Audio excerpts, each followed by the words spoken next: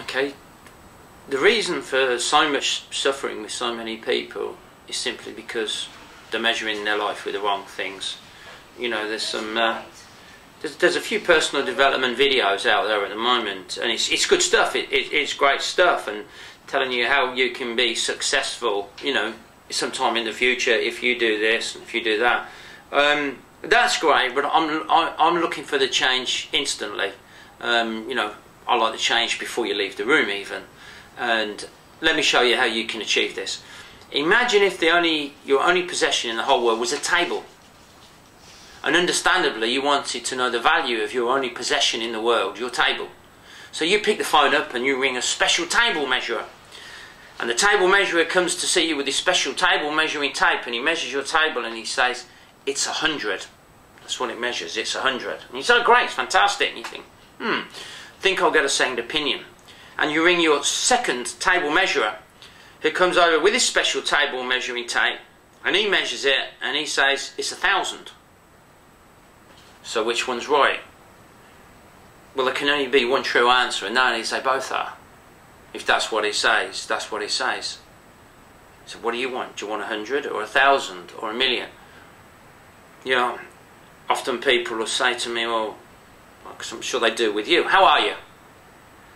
My reply is, I'm amazing. Well, people have gone out.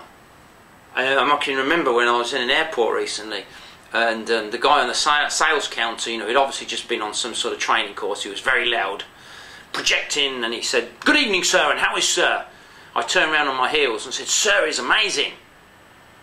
You could have heard a pin drop. It was just like I'd shouted a rude word back, like I'd gone F off to everybody. Everyone was like, how can he be amazing? Now everyone's pretending to buy perfume and looking around. They're not moving because they're so interested. Why am I amazing? Oh, and why is that, said the guy behind the counter. My reply was this: I'm not dead. Now for some people it's, oh look, get real. That's not a real thing. Oh, I'm not dead. Excuse me? 18 years ago, when I resurfaced from a brief spell in rock bottom, I wanted to really find out about life, and I went on one of the best courses that you can go on, and that is to find the nearest hospice to where you live and go and listen to dying people, because you see, dying people don't bullshit.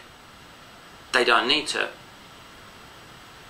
And you imagine going to someone in a hospice and saying to that person in the hospice, well, it's not a real thing, it's not really a value, is it, not to be dead? What do you think they're going to say to you?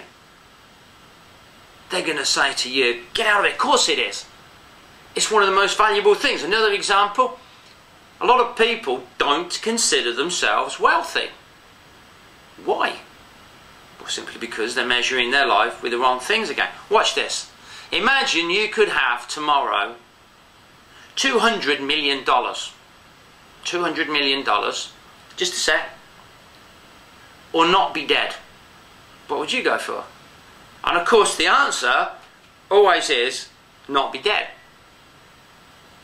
And you think, well, yeah, it's a great little exercise that, but get real. Get real.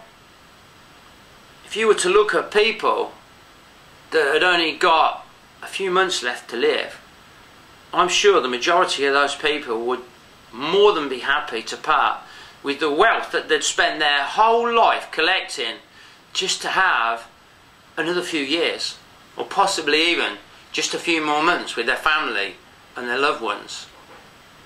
If you want to become a high energy person, if you want to get your life on track, and the irony is, if you want more in the physical material world, you need to become a high energy person. Start to measure your life with the things that serve you.